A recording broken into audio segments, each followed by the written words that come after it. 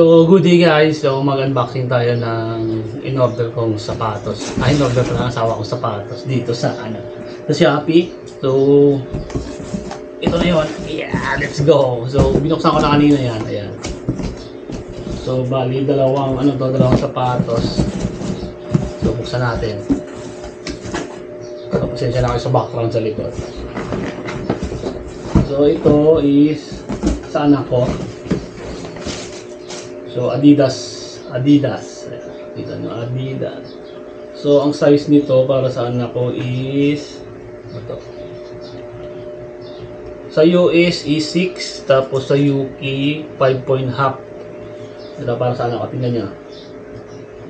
So, mura lang to guys kasi nabili namin to sa live. Bali, binayaran ko ngayon is nasa 3,900 yata. 1,900, dalawang sapatos. Halos, na siya.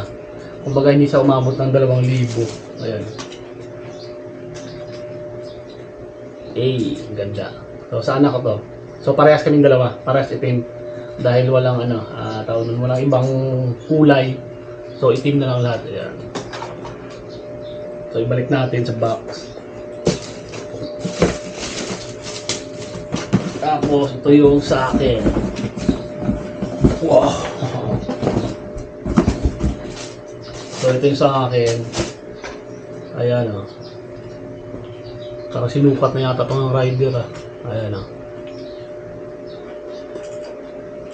Adidas this yung size naman na kinuha ko sa US is 10. Tapos sa UK 9.5. Ayan.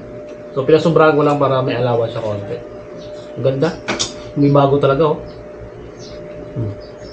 So, subukan natin yung sukat. Kung fit ba talaga.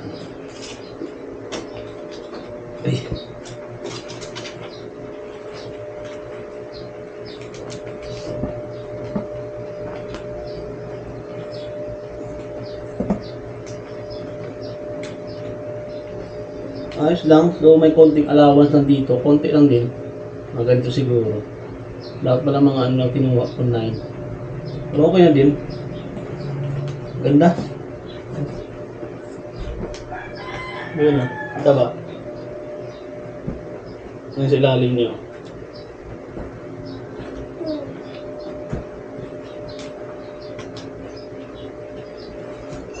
Ang ganda. Ayan o. Kulay black. Ayan. So ayan, sa gustong umorder mga series, ilalagay ko yung link sa description. So marami silang mga naka-discount na mga sapatos. Kaya na bahala pumili ko ng trip ng sapatos doon sa Adidas. So ilalagay ko lang dyan Let's go!